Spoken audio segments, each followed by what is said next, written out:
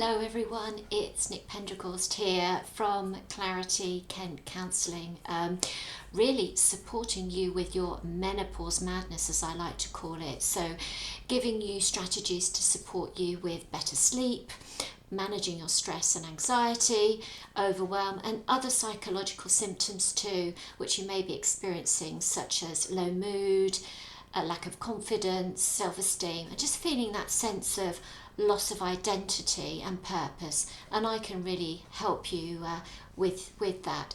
So today I wanted to jump on and talk a little bit about sleep. Now, sleep really is our medicine, and it's really important to look at our circadian rhythm in terms of sleep and be able to improve that, because sleep, as I said, is our medicine and can really help us in terms of lifestyle modification when we're going through and experiencing those perimenopause and menopause symptoms.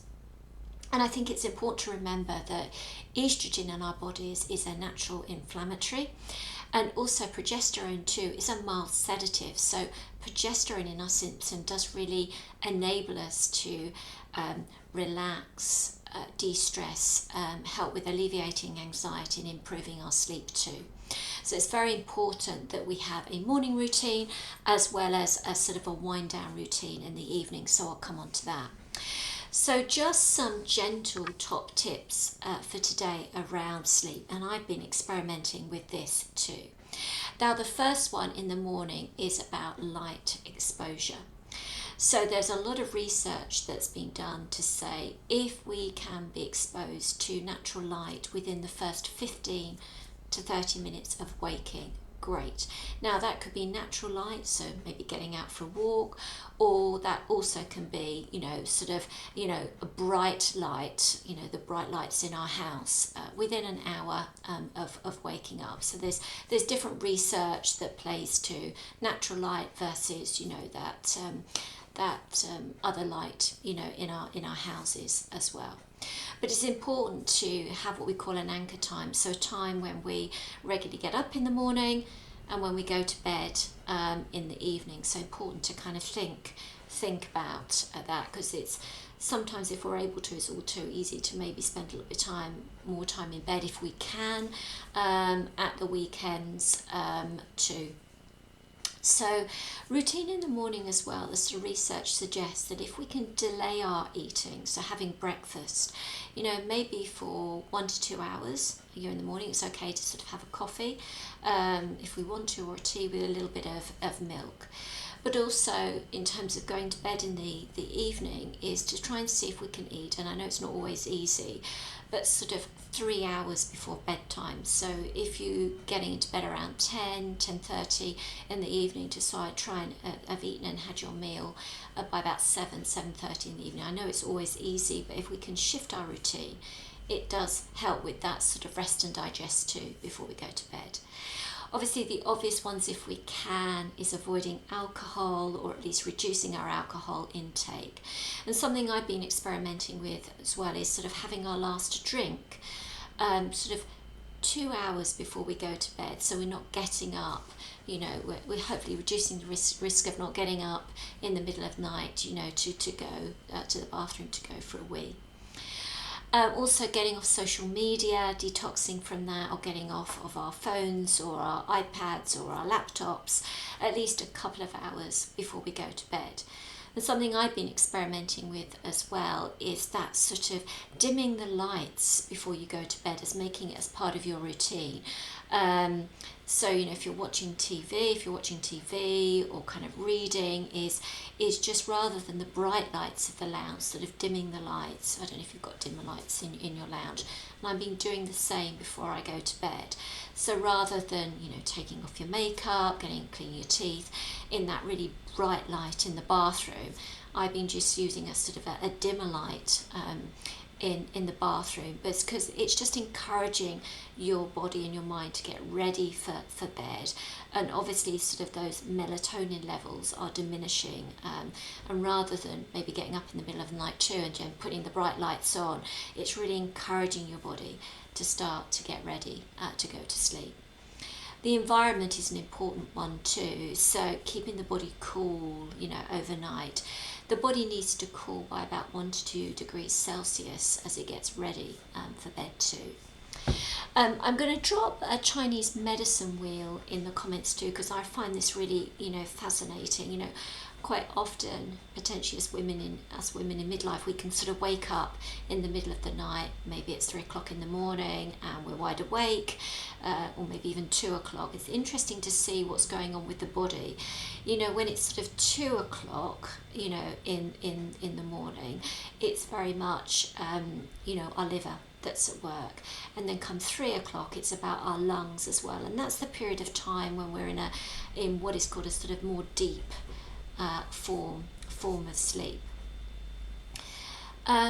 It's kind of good to see if we can get into bed sort of 10:30 in the evening, really to bang that hour and a half before midnight to get the sort of what we call the slow wave sleep, the deep sleep in, can really set us up, particularly if we're then waking up at 3 o'clock in the morning. A method that I've been recommended and I've tried it is something called the sundown method. So if you're waking up in the middle of the night, is really to, obviously you've got your eyes closed, but just imagine that you are,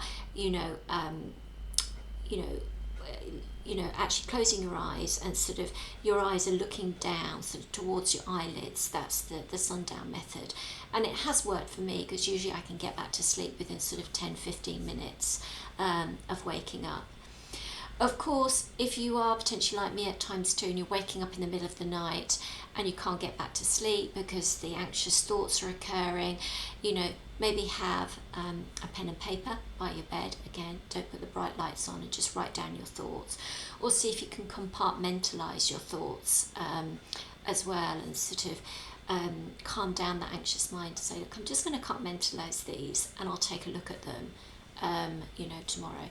Maybe meditate as well, that can quite often work. And I think the final piece for me is something about, and we can all be quite guilty of it, is that if we wake up in the middle of the night, we can get really frustrated by the fact that we've kind of, woken up too. And if you are someone who kind of experiences those kind of night sweats, it's kind of quite important if we can be quite compassionate towards ourselves and sort of what we call ride the wave of our anxious thoughts, or ride the wave of the hot flush, coming up, because research suggests it's sort of our core body temperature peaks for about 5 minutes when we're having a hot flush, and then it drops over the next sort of 20 minutes. So you can imagine if we allow those anxious thoughts to take over us, it can actually then kind of exacerbate that hot flush and allow it to kind of linger on for a lot longer. So there's something about, if we do wake up and we are anxious in the middle of the night, how we perceive the rest. And there's a great guy, and you can Google him, called Dr. Guy Meadows, who talks about the Olympic podium of nighttime activities. So the gold medal is when you have that restful sleep. The sort of silver medal, if you like, is kind of, you're in bed and that's that sense of, well, I'm still resting. And the bronze medal is more about, we are kind of resting, but maybe we're tossing and turning overnight. So it's looking at ways to kind of, as I call it, put the gas pedal on, not put the gas pedal on, put the brake pedal on, and really play into the parasympathetic nervous system. So if we're waking up overnight, that we can see if we can ground ourselves by meditation or some simple breathing techniques as well. And those exercise activities will really help to diffuse that sort of anxious thoughts, to be able to notice them and allow us to ride that wave of anxiety as well. So it is about compassion and acceptance. So they're my thoughts for today. I didn't realise that I would speak for so long, for 10 minutes, but I hope that helps. And I'll be back on Friday for a Fabulous Friday post as well. So if you are interested to talk more about those perimenopausal, menopausal symptoms and how I can support with strategies to alleviate, improve your sleep, and alleviate those stressful thoughts, those anxious thoughts, then get in touch with me at Clarity Kent through Get in Touch. Bye for now.